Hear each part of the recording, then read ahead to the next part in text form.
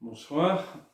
Après avoir partagé la semaine dernière les difficultés que l'on pouvait rencontrer dans l'oraison, je voudrais aujourd'hui et les prochaines fois vous faire entrevoir le chemin dynamique que trace la vie d'oraison dans la vie spirituelle.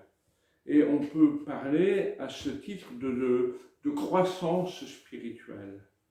On peut dire de manière très schématique que dans la vie spirituelle, il y a comme deux grandes phases séparées vraiment par un point d'étape crucial. La première phase, c'est la personne qui est très active, très entreprenante dans son désir de Dieu. C'est elle qui a l'initiative dans la rencontre. Tandis que la seconde phase, on peut dire que c'est Dieu qui a la plus grande part de l'initiative. C'est Dieu qui progressivement conduit la personne dans son existence. Ces deux grandes phases, de manière très générale, sont elles-mêmes, à l'intérieur d'elles-mêmes, elles sont marquées par différents stades, par différentes transitions, mais entre les deux, il y a un point crucial qui est, et que je développerai la prochaine fois, qui est le don de soi. Un don de soi absolu, indéterminé et souvent renouvelé. Pour faire entrer dans la dynamique de la vie spirituelle, Thérèse d'Avila, dans la vie de Thérèse par elle-même, Thérèse d'Avila prend une image que je vous lis ce passage. Elle écrit « Voici maintenant une comparaison qui se présente à moi. Celui qui débute considérera attentivement qu'il va préparer dans un terrain très ingrat et rempli de très mauvaises herbes un jardin où le Seigneur puisse prendre ses délices. Il semble, dit-elle, qu'il y a 4 manières d'arroser un jardin. D'abord, en tirant l'eau d'un puits à force de bras, ce qui exige une grande fatigue de notre part, ou bien en tournant à l'aide d'une manivelle une noria garnie de godets, comme je l'ai fait moi-même quelquefois. Avec moins de travail, on puise une plus grande quantité d'eau, ou bien en amenant l'eau soit d'une rivière, soit d'un ruisseau. La terre est alors mieux arrosée et mieux détrempée, il n'est pas nécessaire d'arroser aussi fréquemment et le jardinier a beaucoup moins de travail. Enfin, il y a la pluie abondante. C'est le Seigneur qui arrose alors sans aucun travail de notre part. Et ce mode d'arrosage est sans comparaison supérieur à tous ceux dont nous avons parlé. Eh bien, Thérèse d'Avila met en perspective ce chemin de croissance spirituelle afin que ce soit le Seigneur lui-même qui agisse dans notre vie, et dit-elle, cela sans faire aucun effort de notre part. Aujourd'hui, je vais surtout développer, et seulement d'ailleurs, l'action prépondérante de l'homme, qui se laisse de fait de plus en plus saisir par Dieu, mais c'est vraiment l'homme qui est le moteur, si je puis dire, de la rencontre. Thérèse d'Avila, dans cette première phase, qu'elle appelle également les demeures, distingue 3 étapes. Les premières oraisons, l'oraison de recueillement et l'oraison de simplicité. Ces 3 étapes que je vais décrire de manière très succincte pour vous donner vraiment des éléments de repère, de discernement pour votre propre chemin de vie spirituelle, dans la pratique notamment de l'oraison.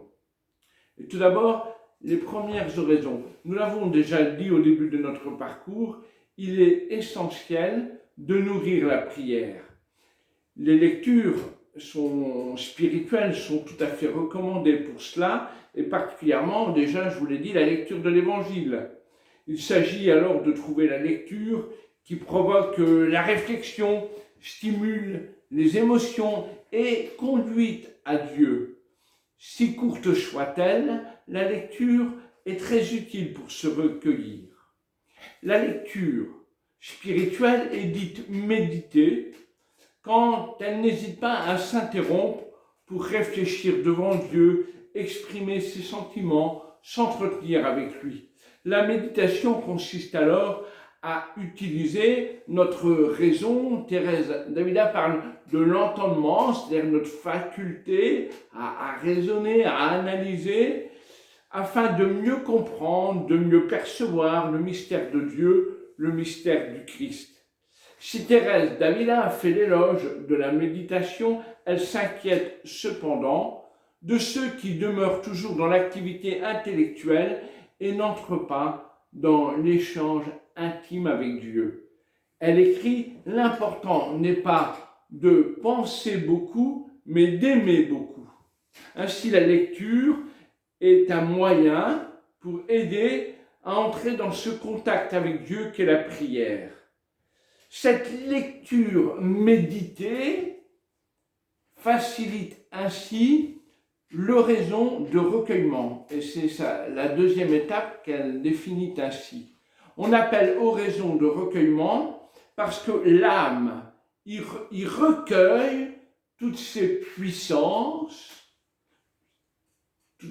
donc de la mémoire, des sensations, émotions.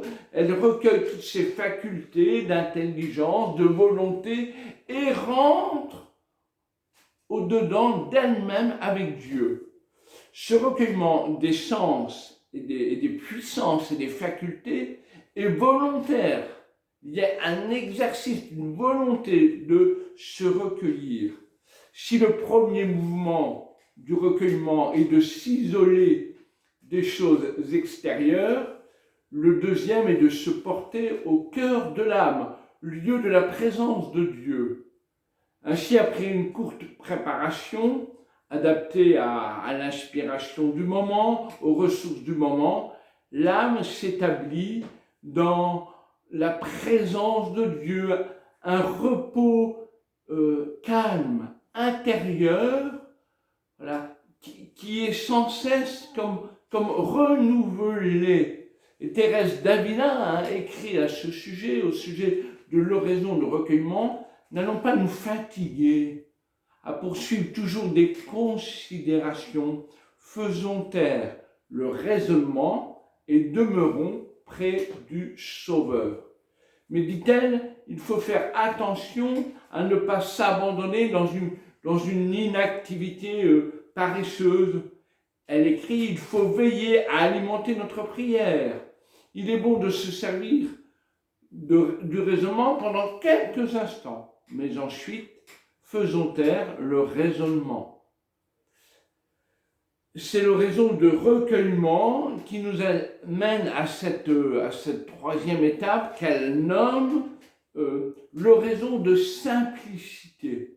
À force de pratique, accompagnée d'une vie de plus en plus ordonnée à l'Évangile, c'est-à-dire où notre vie s'ordonne de plus en plus à la parole de Dieu, le recueillement devient de plus en plus facile et l'oraison se simplifie. Elle devient, dit Thérèse d'Avila, un regard actif dans le silence.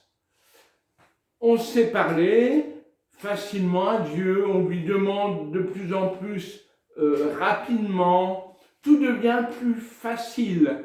La raison a un regard plus simple sur les vérités de la foi. Le cadre et le climat habituel de la prière favorisent l'intériorisation, le recueillement qui nous conduit à nous simplifier dans cette relation à Dieu. Il s'agit sans troubler le climat de silence intérieur, de faire revenir les facultés vers la source qui est Dieu lorsqu'elles s'éloignent, mais elles reviennent très facilement dans ce repos et ce calme intérieur. Thérèse d'Avila écrit « Il faut se tenir auprès de notre Seigneur dans le silence de l'intelligence. L'âme tâchera de se pénétrer de la pensée qu'il la regarde.